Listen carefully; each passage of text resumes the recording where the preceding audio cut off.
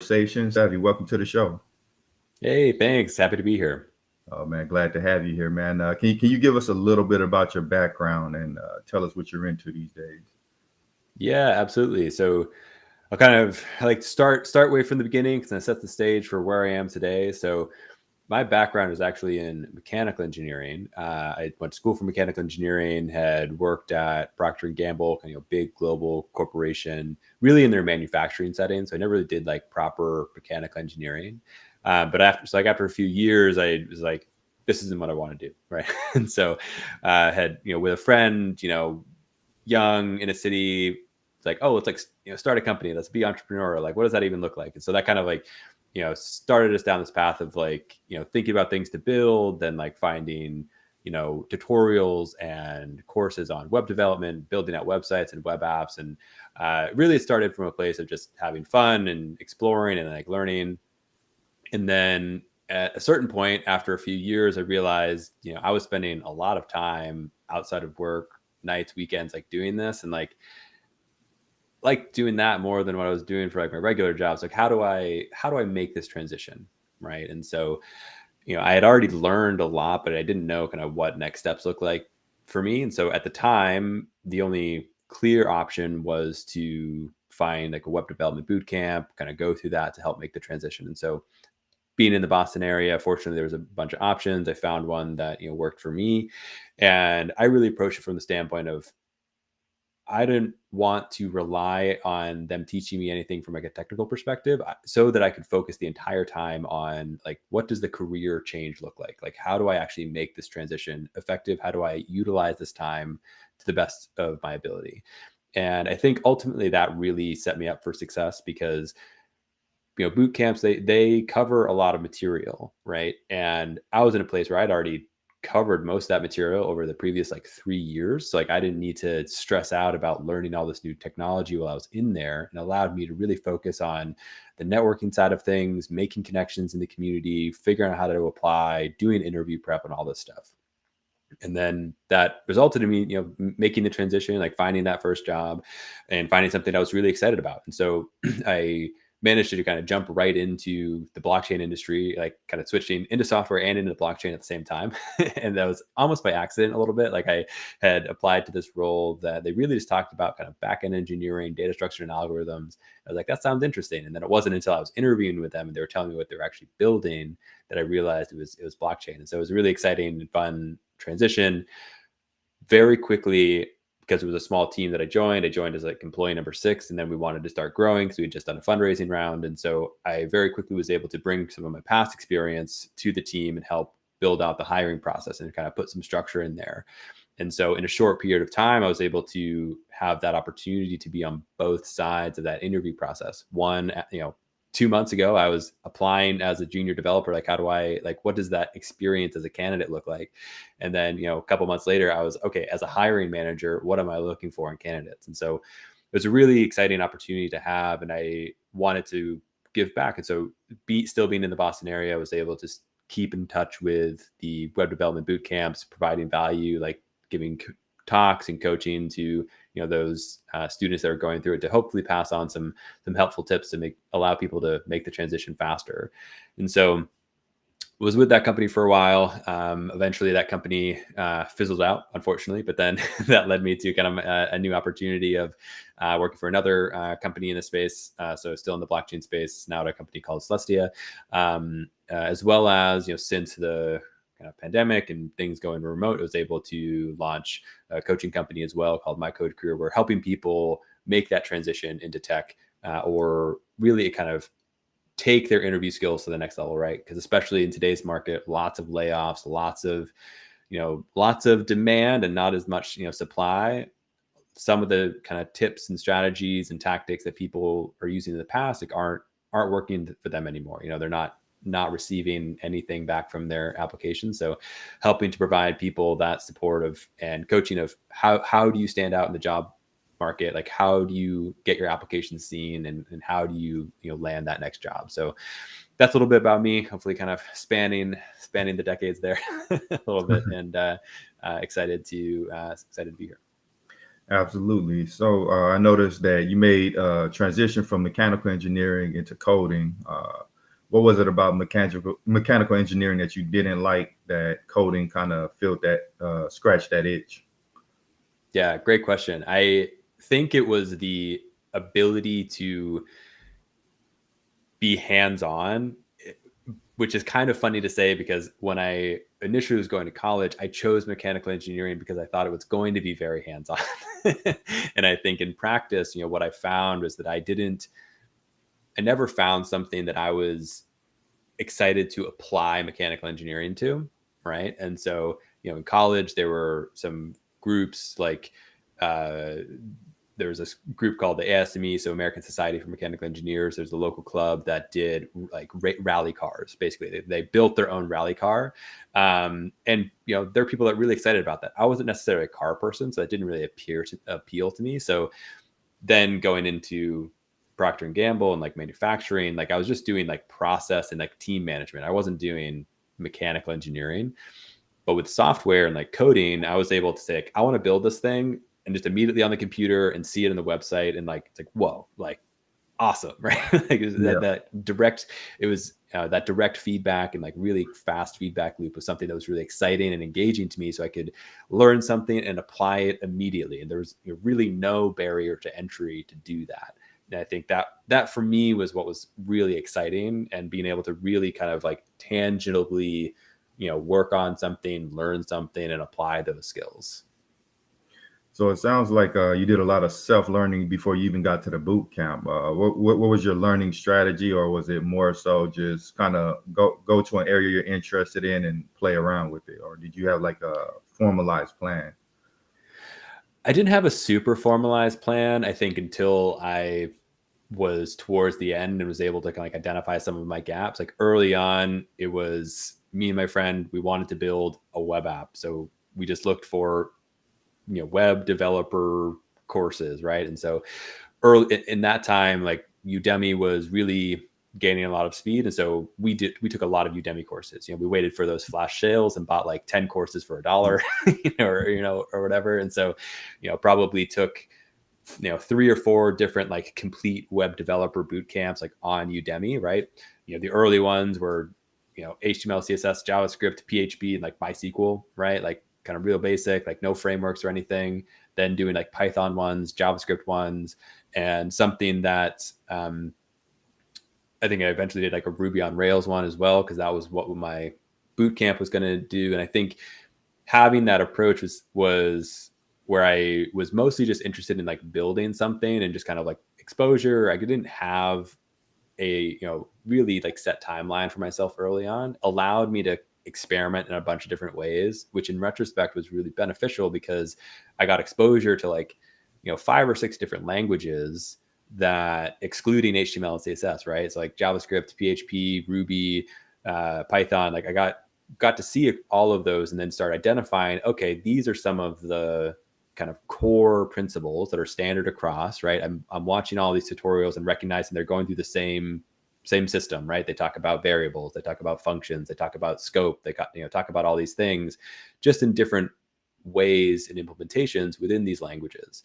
And so that was really helpful early on to then be able to continue to kind of like, as I was building out these applications, be able to reflect and say like, which parts of these applications am I really excited about building? And that's when I can like focus and like then kind of get more details, like understand like my knowledge gap, right?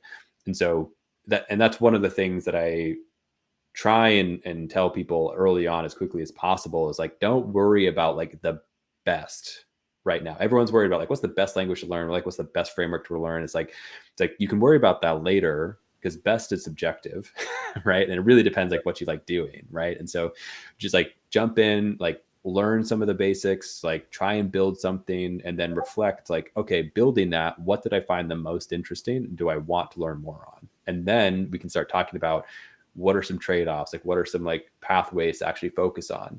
But I think one of the challenges today is especially in like today's kind of like clickbaity, internet, where it's like, oh, like don't do this, like, oh, the best way is to do this. I think people then approach this from that same mindset of like, oh, I don't want to Yeah. make a mistake early on, or like, oh, I got to find the best one, right? And so where a lot of times it's really about just like jumping in, getting dirty, and like realizing that like everything you learn in the first like 3, 6, like 9 months, you're probably going to like scrap and like start over anyway, so it doesn't really matter.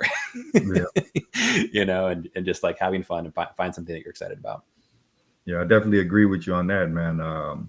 Like once, like you mentioned, once you dabble with the different languages, you find a lot of the concepts they transfer over. The syntax might be different, but you're pretty much just giving the computer like a sequence of steps, and Mm-hmm. it might look slightly different in each of the other languages, but most of the stuff carries over. So, like you mentioned, there's no perfect language that once you have this, you're gonna have a job automatically. So, Yeah. um, Yeah.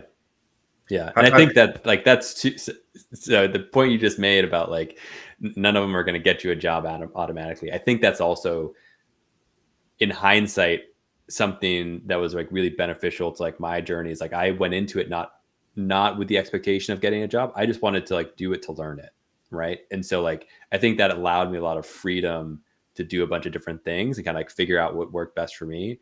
Whereas a lot of people now are from the very beginning have this job focus in mind, and like that's which is good to like have that specific goal. And at the same time it can cause them to like get blocked in the beginning to be like, okay, like what do I need to learn to like get a job the fastest, right? yeah, And it's like that's different for everyone, right? Everyone, so often you see like get into front end, that's how you get your foot in the door, and then you can expand. And like I just like fundamentally disagree with that because like I mean, like I am like the perfect example for that. And I think like I know a lot of people like in the blockchain space that are perfect examples of like why that statement is so wrong, because so many like myself and so many others that I know, like if we tried to get a front end developer job as our first job, like we would have made it, because like that's not our skill set. Like that's not like what we're yeah, good at, and that's not what we're super passionate about, right? And so I really enjoy trying to find the people that are like, he's like, oh, like I'm just trying to get my foot in the door, like front end development, but I eventually want to do back end development. It's like, okay, like how do you like just like skip those like 5 years of transitioning from front end to back end and just do back end now? Because like that's totally a possibility, right? So because I think there's this like innate bias within the industry that like front end is easy and like front end is like less than back end, which I also mhm, just disagree with, because like you can be a principal front end developer and you can be a principal back end developer. It's like two different disciplines. Like there's no one is better than the other, one is smarter than the other. They're just different, right? yeah, And each have their own challenges. yeah. I definitely agree with that. The front end can be just as complex as any other aspect of web development. Yeah, like you mentioned, like I think passion is a big thing. Like you need to focus on what really gets you going. Otherwise, you're going to be climbing uphill. It's going to be a slog. Like, are you going to stick with it if you're hating what you're doing? Like, to me, it wouldn't have made sense for you to jump into the front end if you hated it. Because then you might as well have just stayed with mechanical engineering. It's like the Mm-hmm. same thing. Like, you don't like the front end, you don't like mechanical engineering. So why go from one thing you don't like to another thing you don't like? Yeah, exactly. I had played around with the idea of going my first role being like a full stack developer role, but like one of the things that I realized very early on was that every full stack position that I was applying to was like a front end role. Yeah. And it's like all the interviews were talking about like responsive front end design, like responsive, like how would you separate these pixels, like how would you do all these things. And it's like, yeah, like I don't want to do this, so like I need to stop applying to these roles and like apply to something that like I'm excited about the interview, right? Because I think it's super telling. Like if you're not interested in solving the challenges that they give you in an interview, then like probably that's not the right role for you, right? I know a lot of people recommend front end because, like you mentioned, they kind of think it's easier, but it's also more visible. Like you can say, hey, look at my portfolio Mm-hmm. website. It looks all cool, got all the cool effects. Like, how do you create a back end portfolio site that, catches the eyes of recruiters? Mm-hmm.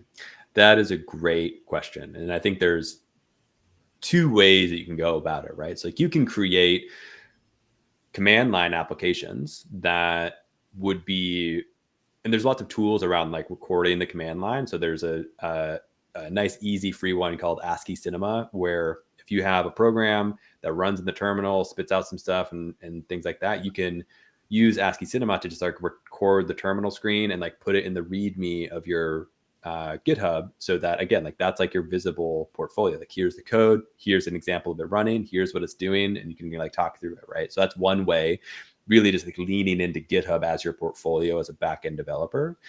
Another one where if people kind of get into things from, they go down like the full stack developer path just so that they can like see the whole end to end, but then they want to focus on the back end, which is kind of more like what my story was finding an application that you're excited about building out the functionality a lot, right? So I think you often see a lot of the same types of portfolios from like boot camp grads of like, oh, this is an example of like a to-do list. This is an example of like an API connection. And the depth of each, they might have 3 visually looking pretty nice portfolio pieces, but the depth of each one is pretty minimal. So they're not like that interesting. And so that's where people that are more interested in the back end can really excel is to look at the depth. Like, how do I make this a more interesting and technically deep portfolio project? And so, what I had worked on, kind of leaning into like my interests and like passions at the time, is when I was going learning to code, there was a company out called ClassPass, and ClassPass was all about, it was like big in metropolitan areas where there's a lot of different gyms that you could buy passes to, but like it's like, oh, like I have like a spin studio here, a yoga studio here, a fitness studio here, right? And so like people didn't want to have like 1,500 different monthly passes, but ClassPass, you had like one membership and you got passes to each of these individual ones. Like, oh, that's really cool. I'm a big rock climber, and like rock climbing has like the same problem where there's lots of different gyms spread across the city, and climbing is inherently a very social activity, like with like belay partners and things like that. And so, but often if your friends live in different parts of the city, you end up going to different climbing gyms because you just go to the one that's closest to you, right? But if you had like one pass to like go to whatever gym you wanted, you could like go to, different ones. Like that would be great. Like you could like just switch off which gym you went to. And so like I had tried to like kind of build that out for myself, right? So I super basic front end, just using like Bootstrap, just like call it good, no additional styling, right? It's like bare minimum. It works, you can use it. But then I focused on like the back end, like how do I create QR codes? How do I track metrics? How do I do all these different things that make it more interesting to use and that could actually be a user of the application? Mm-hmm. That's kind of where I think backend developers and people that want to be backend developers can really focus their portfolios to say, hey, here's like how you can really use it. And here's something that's like actually interesting to use and isn't just like a example of how you do something with coding.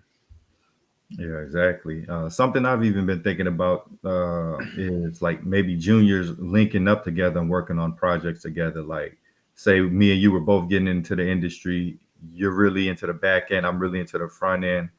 Like, why couldn't we work together on a portfolio site? We each stay in our respective sectors, and that way you kind of get the best of both worlds. Like, hey, this site looks great, but also has that real depth of functionality.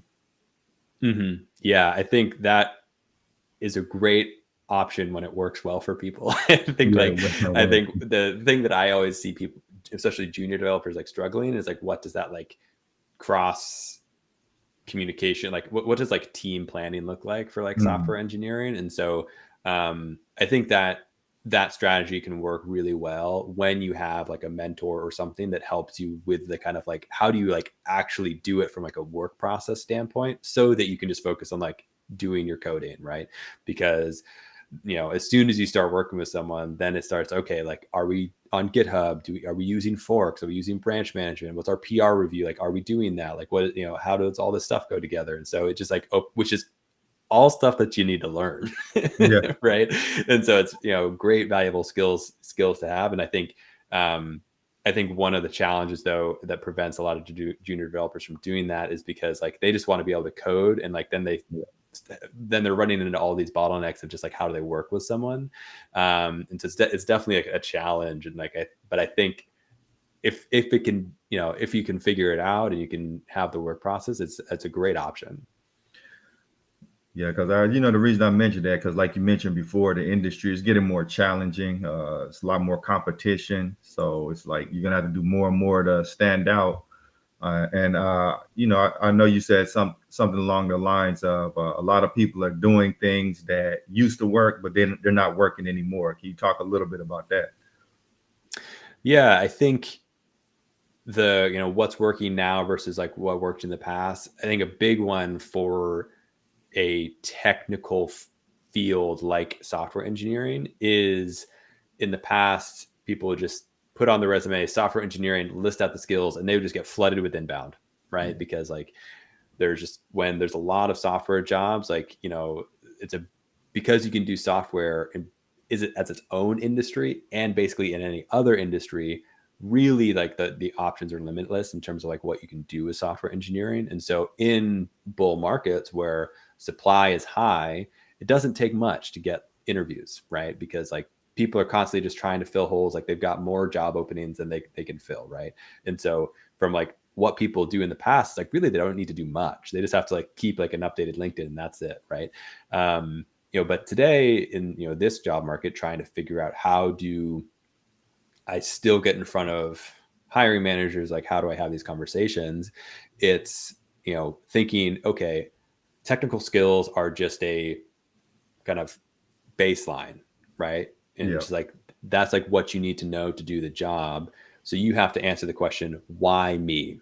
Right. And so people that, if you look at their profile, look at their resume, look at their LinkedIn, if it's still coming off as just you're a software engineer, great. Like you're a senior software engineer, great. But I don't know anything about like what makes you different and like why you're a good engineer, like why you do what you do and why you might be a good fit on my team. Like I'm going to go on to the next person that might tell me that, right? Yeah. And because people hire people, right? Skills are like a initial filter, but then people hire people. And so like understanding how to communicate that and link that with your career path, with your skill progression, and all of that is really where people need to focus in order to continue to be a really strong candidate, regardless of the market conditions.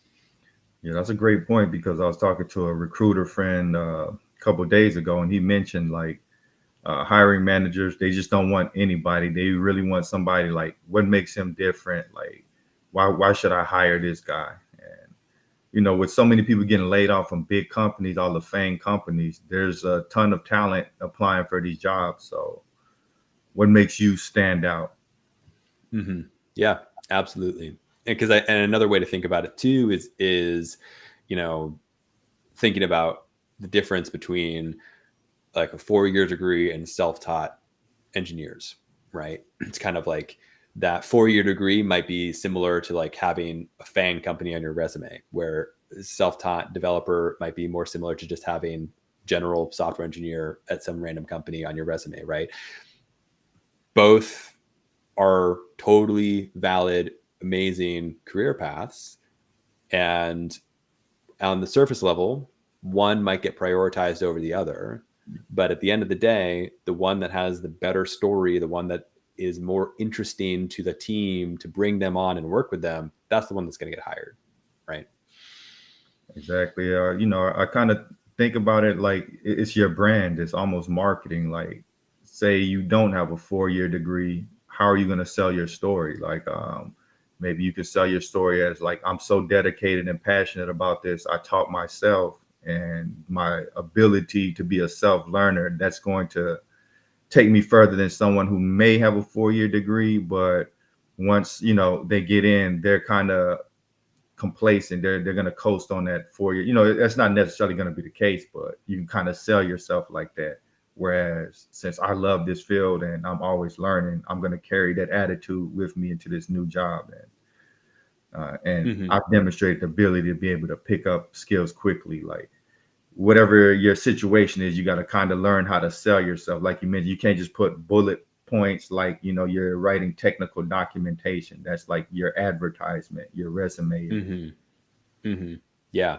And I'm so glad you said it in that way in terms of like brand and marketing, because it is so true. Interviewing, the job search, it is marketing. And software engineers in general are not good at marketing, Yeah. right? A lot of people are not good at self-marketing either, right? And so that's why interviewing and job search is such a specific skill set and often very different than like what you're doing on the job. So, that's why it's so important to like have some sort of outside perspective, some sort of outside help, whether it's a coach or mentor or trusted friend, to be able to give you that perspective. Like, okay, this is what you said you want. This is what you're putting out there. This is what I'm interpreting that as, right? Because it's really hard to do that self-reflection of like looking at your profile and trying to objectively say, what does this tell me? Right? Because you have all the context, right? You have all the context about yourself. So like you're filling in gaps that you don't even know are there, right? And so understanding like what is that marketing that I'm doing to position myself, and what is that brand statement, like what is that personal brand that I'm bringing to this. So I know you've been around, like, been in and around the hiring process. What is like an excellent resume, an excellent candidate? What are some of the things they're doing to really make them pop out at you? Yeah, I think the resumes are pretty, I think some of the best practices around resumes have been around for a while, right? In terms of like making sure it's like up to date and relevant to the job, right? And making sure that it's tailored to like what you want. And I think it's important to distinguish between tailored to what you want and tailored to the individual job, because people that tailor it to each individual job are wasting a lot of time because they're tailoring to an individual job as opposed to having a clear goal of what they want, tailoring the resume to that, and then finding a job that fits that. Right. And so, people that do that well, like, their resume comes across like, oh yeah, like this is like relevant experience to what I'm doing. And that means I want to have a conversation. Right. And that first conversation is really where you start seeing people standing out or not. Right. Because that first conversation and how you kind of talk about your past experience and how you relate that to like why you're interested in this job and like why you want to join the team is where people either kind of make it or don't. Right. I think and that's another kind of distinguisher between like in the past and in the present. Right. In the past, like you probably could just have been like, these are all my technical achievements. This is what I know. And a recruiter or hiring manager would be like, great, let's move you forward. Let's have more conversations. But now when people are, being more picky or have a tighter hiring budget, it's like, okay, like, cool. Like you just told me what was on your resume. I already knew that. What else? Right. And it's like, how do you continue to like make people more and more interested in you is a key piece to that. And if I think back about across all the people that I've interviewed, the ones that stand out the most and the ones that I still reflect on today are the ones that like every interview I learned something new. Right. And it wasn't new, like, different. It was like new information that further built this image of them that made them become an even better candidate. Every time I learned something new, it was improving their profile and improving their profile. Right. Because like in any conversation, you can definitely learn something new, but whether or not that new piece of information is supporting this narrative that you're, pushing is a key difference. And so how do you, as an applicant and a candidate, kind of think about your process and think about that, all those conversations you're going to have, and make sure that as you're going through, people are continuing to learn more and more about you and why that's furthering the discussion of why you are the right person for this role. Absolutely. So with your coaching business, is the process like kind of similar of what we're doing now? Like what does that process look like if somebody wanted to get your coaching? Like where do they start off, and how do you work them through getting them to where they need to be? Yeah, great question. So it is a lot of like what we just talked about here, right? It's kind of starting from the beginning of like what it is that you want, right? That's like the first kind of question, getting clarity. And for people trying to break into the space or people in this job market where they might have been applying for a while, it's easy to kind of get sucked into the narrative like, well, I'll just take anything, right? And it's like that's a good mindset from the standpoint of like you're appreciative for any opportunity that you get, but it's a terrible strategy because if you can't, if you're okay with anything, then like nothing is a good one, right? And so taking a step back and saying, okay, removing yourself from the situation, like look 4 years down the line or something, like what do you want to be doing? Like, let's work backwards from there. Like, let's kind of get out of the today to allow you to remind yourself like what it is you actually want to be doing. because then we can start working backwards to say, if this is what you want, these are the types of roles that are going to get you there. This is then like important experience and technical skills and things you need to demonstrate and market. And how do we then start crafting this more directed and targeted approach to this job search, as opposed to having conversations with anyone and everyone, right? Because in the job search, right, different recruiters, different applications, inevitably you're going to get rejections, you're going to get negative feedback, or you're going to get potentially helpful feedback, right? But if you don't know what your clear end goal is, it's hard for you to understand if any of that feedback is even relevant, right?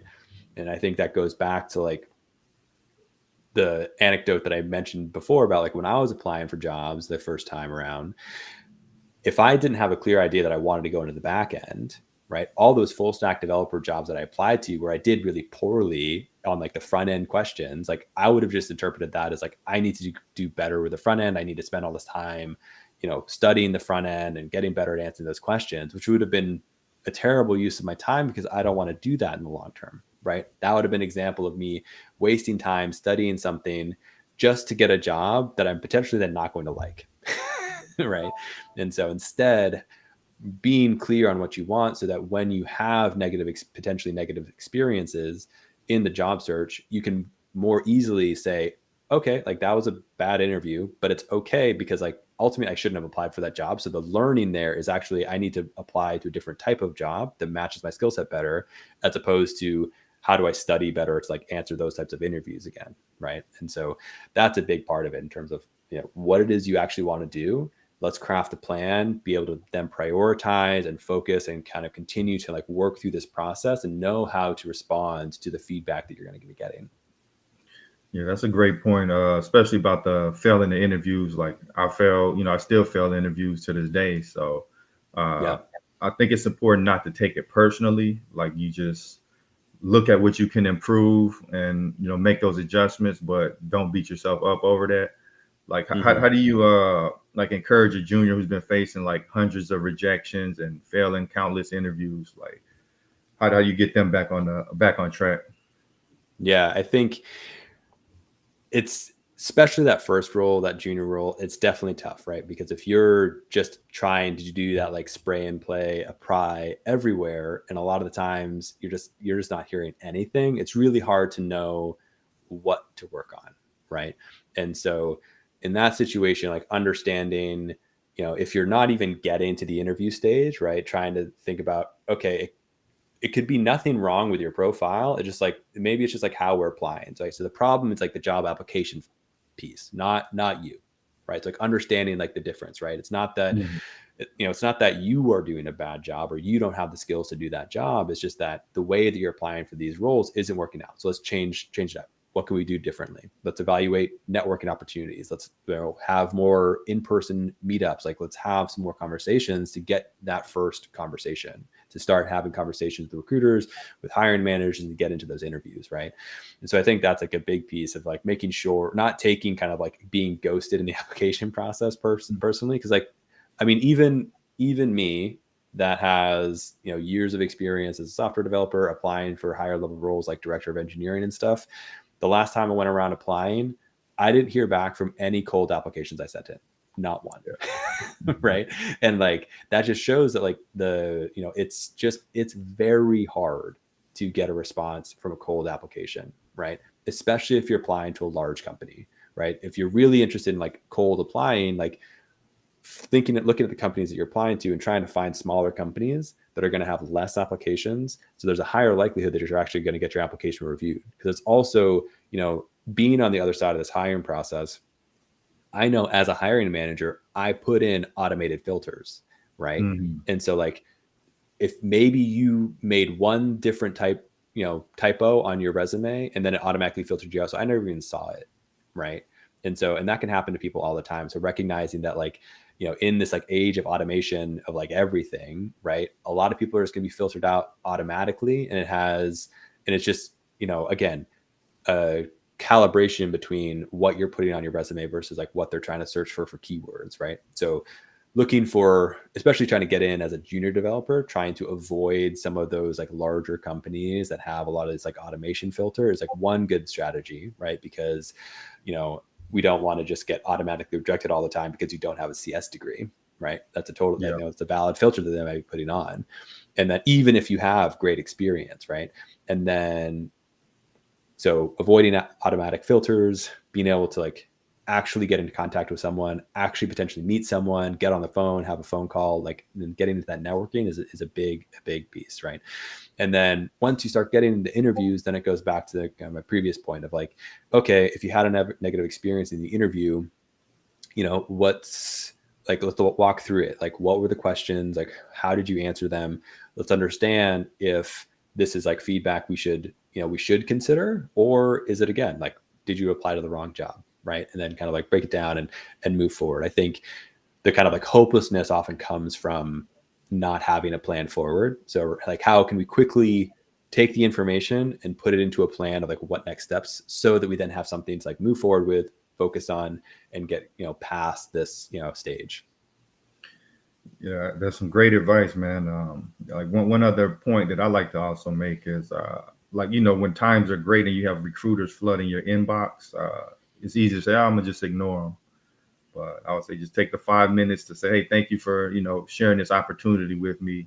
You're acknowledging them, because at times like this is when they really pay off. Like you don't have to Mm-hmm. do 5 million cold applications. Mm-hmm. Mm-hmm. Yeah. Yeah. Recruiters are a big part of this process, and it works well for some people and it doesn't work for others, right? Yeah, And I think it's one of those things that I always say, recruiters, like, never hurts, might help, right? And so kind of taking it from that approach of like, always engage, always have a conversation, always build that relationship. If nothing else, it's a networking connection to be able to potentially link to something else, right? And then from there, something might happen and might not. Worst case, you have a new connection, your network has expanded, right? exactly. Just from your standpoint as a hiring manager, how important is somebody being personable, being able to, they kind of have a lively personality, a good attitude? How because us engineer types, we can kind of be more quiet, brooding, almost standoffish. Do you think personality plays a part in the determining factor? Like, I would rather have a person with this attitude versus that attitude. Yeah, I would say 100%. I think there's like, because at the end of the day, what I said before was like, people hire people, right? Like, I don't care if you're the best engineer in the world. If you're terrible to work with, I don't want you on my team, right? And there are some exceptions to that. Like, some, I've met people on panels about building successful teams that take the extreme other approach. They're like, I don't need to like you. I don't need to, I don't need to enjoy working with you. I just want you to deliver like the best product possible. Right. And so it's under, it's at the end, both of those are culture fit. Right. And so it kind of comes back to understanding who you're applying to, and is that going to be a concern or consideration, right? So smaller teams, startup, building the culture is really important, because each person has such an impact on what is happening. Being able to work well together is really important. So yeah, like, we're going to put a super high value on like, do you have the technical skills, but also like, am I going to enjoy working with you, right? Yeah. Maybe larger companies where it's a little bit more of an impersonal process, you might be able to kind of like brush through, and like, it's not that big of a deal. But again, those like larger companies, like, you really gotta stand out from like technical perspective to like get past all of those filtering. So it's a trade-off, right? And I think at the end of the day, if someone is not a pleasant person to work with, like, that's at some point that's going to dampen their career. Like, they're not going to be able to get past a certain point. And so yeah, being able to like have, and I've worked with a lot of people that like they're not bubbly by any Yeah. means, right? Like, they're very serious, they're very like focused, but like, when you engage with them on something that they're interested, they do get, and like, they do get excited. Like, they're passionate about this product, they're passionate about this technology, right? Like, they might not be much of a conversationalist, but like I can see that passion, and like that's what I'm looking for. Like I'm looking for something, right? It could be passionate about the product, it could be passionate about the technology, it could be passionate about the space, something, right? It can't just be I'm an amazing engineer, hire me. Yeah. you know. Yeah, I think like you mentioned, them showcasing their passion and also avoiding, having those traits that you know that they're gonna be a pain to work with, like just the bad attitude, sarcastic, kind of nasty. I think that's an immediate turnoff. Um, so kind of going back to your entry into blockchain, I know like back end and blockchain, you have to have a back end to do blockchain, but they're kind of separate things. Like you don't necessarily have to do blockchain to get into back end. So how did you make that transition into blockchain, or was that just because that's what the first company you worked at was doing, you decided to kind of stick with it?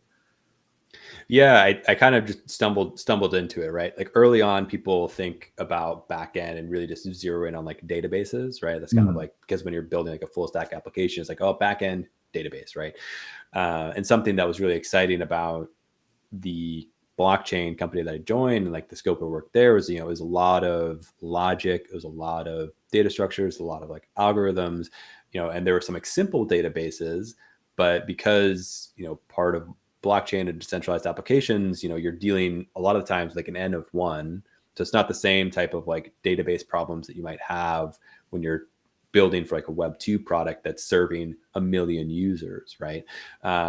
But the other things that you then trade off are it's like a lot of like networking problems, like thinking about distributed systems, thinking about different types of networking and like DevOps type stuff. And so, all of that stuff is back end, right? And some of those things in terms of like distributed systems and certain terms of like network, like really heavy focus on networking, you might not ever get to in certain like Web2 companies if they don't reach a certain scale, right? If there's a company that is only serving like a couple thousand users, like their backend might be relatively small, right?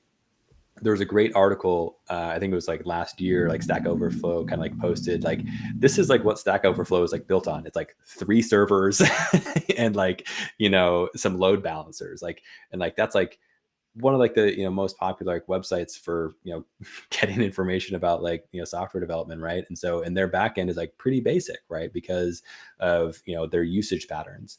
And so I'm sure they still have a lot of like challenging things in terms of like managing like spikes and load and stuff.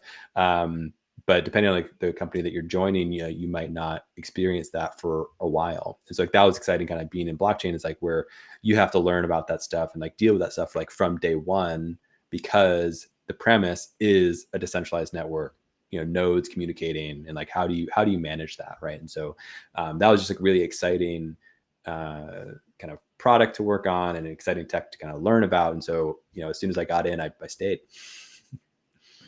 Absolutely. So like what are some of the things that you envision blockchain enabling people to do in the future? Like how is this going to impact society, and what makes you stay in this aspect versus the new golden child AI?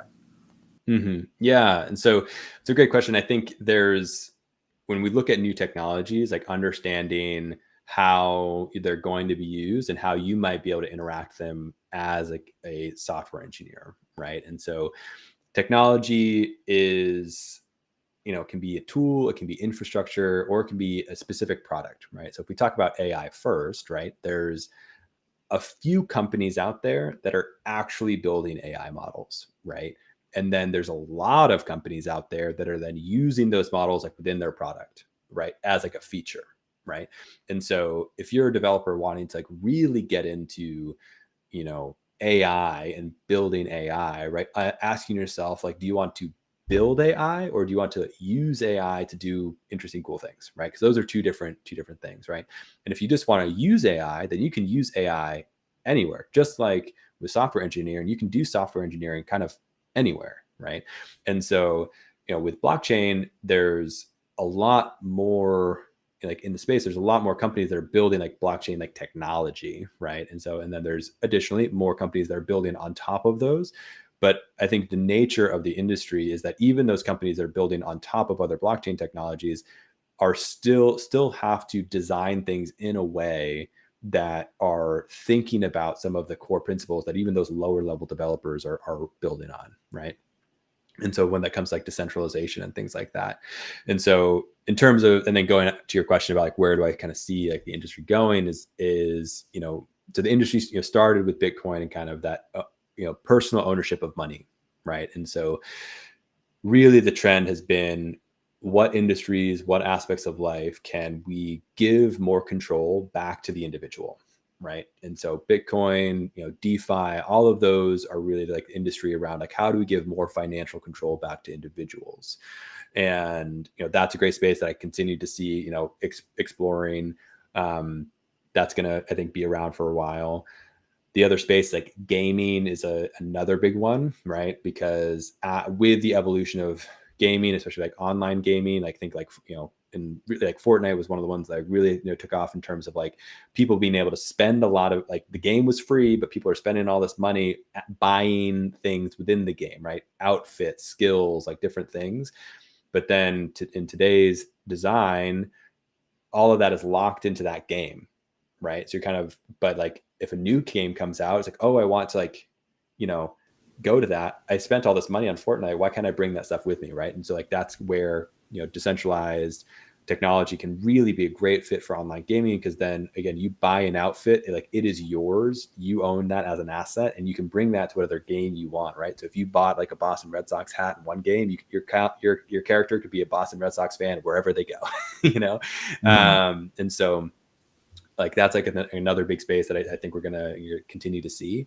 And then that is like a, you know, a specific example within, I think, a larger subset of the industry, which is really around kind of like data ownership and like online identity. And so I think that's an area where we're going to continue to see innovations in the blockchain space, where like, what does your kind of online identity, your data presence look like? Right. And how can you use blockchain technology to do that? And that was actually one of the projects that I worked on previously in the blockchain, was a project called Skynet, where it was about how do we build Web3 applications in a way where you as an individual own your data and take it with you from application to application, right? And so being able to come to Facebook or a Web3 Facebook and make posts, have friends, make connections, and then go to like a Web3 Twitter and bring all of that with you, right? So you bring like your social graph from Facebook to Twitter, like your friends, your followers, all of that, right? And as content creators, like you create all this content, it's yours. It doesn't matter which platform you're on, you can share it. So if a platform goes down, if a platform changes its algorithm or whatever, you know, you're not getting locked in, you're not getting, you know, losing all that information as a content creator. You can take that and take your audience wherever you go because it's yours and you own it. And I think that kind of data ownership is a really big piece of kind of the evolution of blockchain. I'm really excited to see more projects in that space. You said the project was called Skynet. Yeah. Yep. So. Yeah, we got a couple of comments. Squared Mo says having great soft skills is part of company culture. And we have a question from Zach Tech 96. What's the best way to stand out as a developer? I have some experience working on projects. My tech stack is front end. Yeah. So great question, right? And that's one of the cruxes in terms of this market. Like, how do you stand out? And I think something that we mentioned earlier in this live was about like focusing like what makes you you, like what's unique to you, like what's your story and how can you bring that out, right? And so there's a lot of front end developers out there. They all have very similar skill sets, right? So that's kind of baseline, right? Like, do you have the technical skills to like be a front end developer? That's baseline. And then like on top of that, like, why are you doing it? Why is front end interesting to you, right? And so we talked about a couple examples like back end projects that, since that's kind of like more my experience, but something that I've seen work really well on a front end side of things that I coach people on is thinking about different ways of doing front end portfolios. And what I mean by that is like, again, focusing on what you're excited about. So maybe what you like is creating really beautiful designs, right? So you're more kind of on the design side of things, right?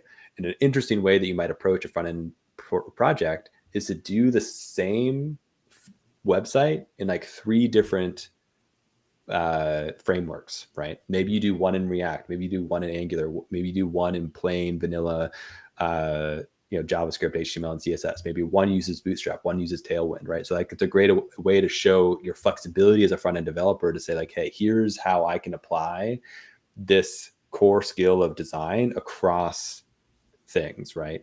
Or, maybe it's focusing on like animations, right? Or, whatever it is that you're especially interested in, right? So again, it all comes back to like, what do you want? What do you want to stand out for, right? Answering that question for you, and then how do you implement that? Absolutely. Square Mo asks, can you give overall things you look for in a resume from top down? Example, name, contact info, skills, etc., and what to include, excluding your opinion. Also, maybe mention the ATS system, but can you touch on that again? Yeah. So the resume at the end of the day is a marketing document that should communicate why you're able to do the job that I posted for, right? And it should hopefully answer the requirements that are in the job description, right?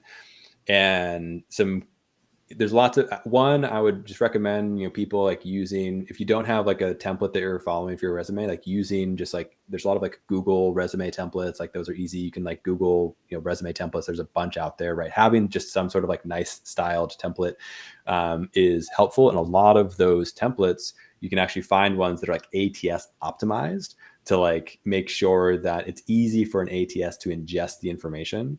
To an applicant tracking system, ATS, it's going to like try and pull out things like your name, your contact information, like years of experience, like past role and things like that. In that, like things to like make sure that you're including in your past experience is, specific results, right?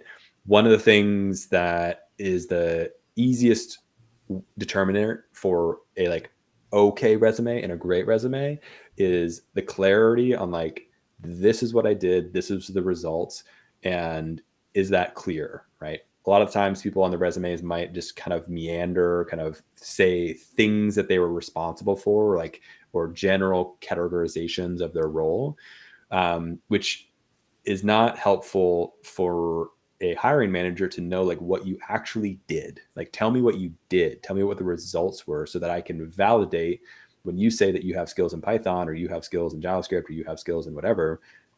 Show me something on your resume that is a bullet pointed, like I did this, increased productivity by this, or reduced downtime by this, or by X% to like validate those things, right? So having those key like numbers, results are really important and make reading a resume a lot more impactful.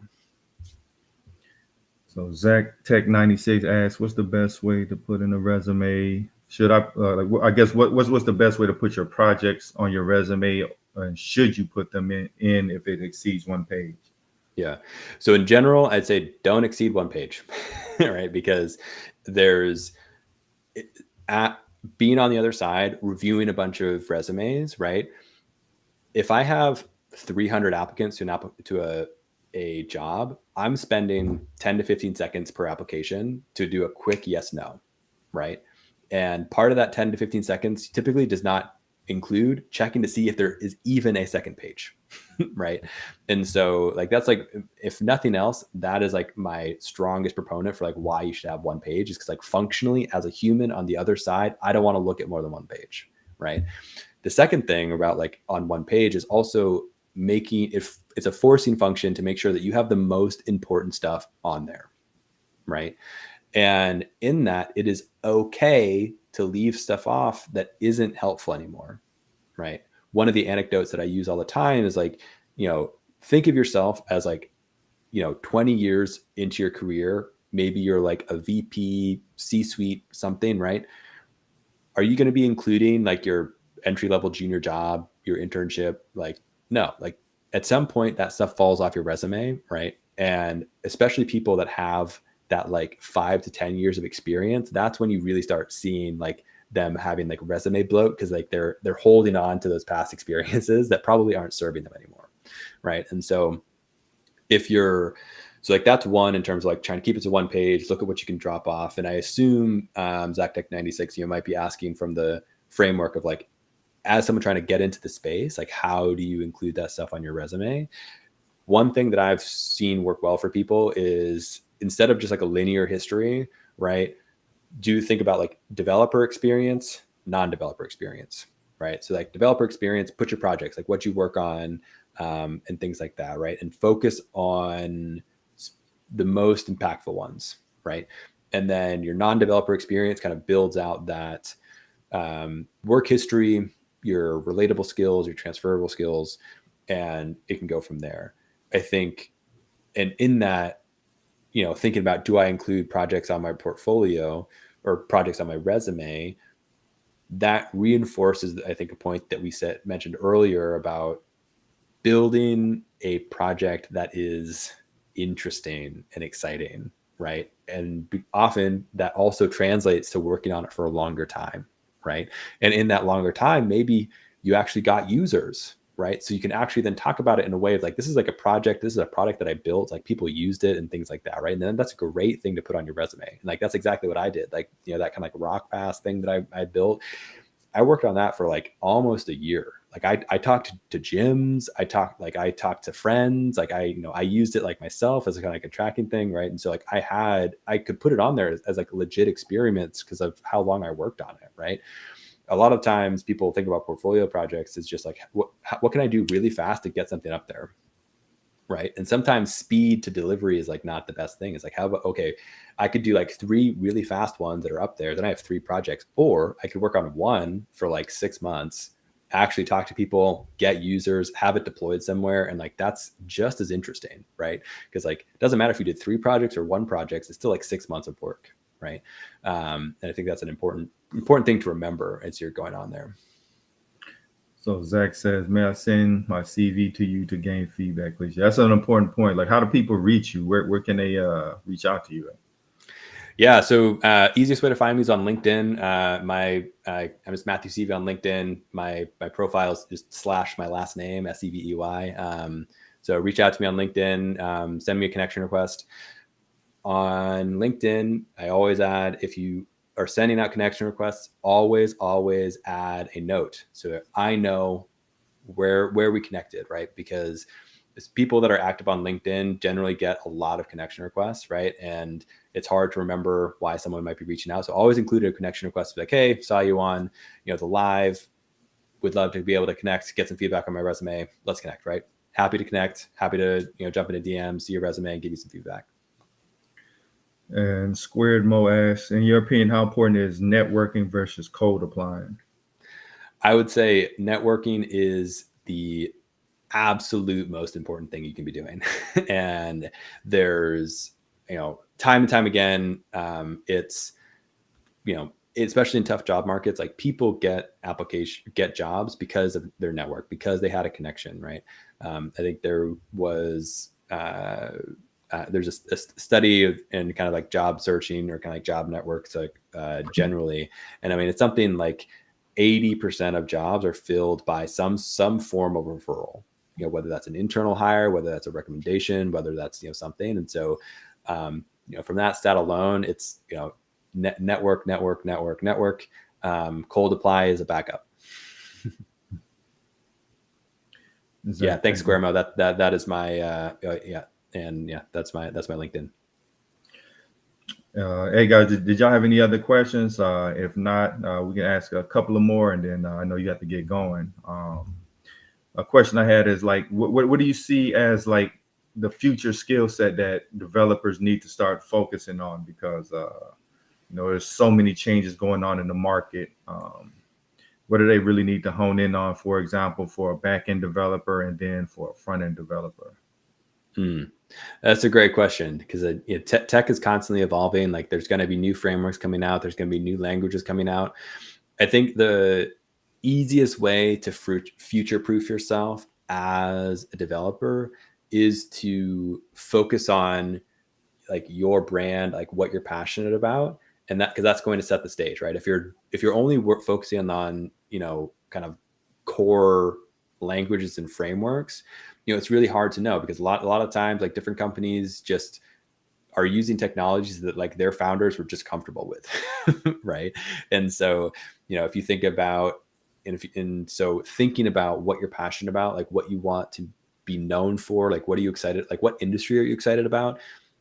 Having that as your kind of guiding kind of purpose and like guiding direction within your career is naturally going to show what you like, the changes in the market, the changes in technologies, and like that's just naturally going to kind of open your eyes like what you should be focusing on next, because you're going to see it at networking events, you're going to see it from coworkers, you're going to see it in new projects in the space, right? And so it's a great best way to future proof yourself is just get excited about something, understanding what that is, and then that focus on that thing is going to be how you identify these upcoming trends.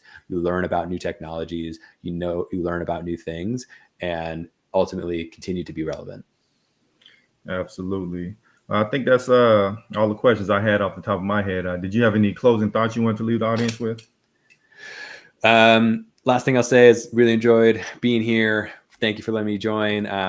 If anyone is, again, interested in connecting, learning more about blockchain, learning more about how to get support into breaking into tech or landing in the next role, please reach out to me on LinkedIn. My profile is right there. Just send me connection requests. Mention that we connected on this live, and looking forward to talking to you. Man, we definitely appreciate you for stopping in. A lot of excellent advice. Thank you, Zach, Tech96, Square Mo, and everybody else that tuned in. But we'll catch you guys next time. Peace.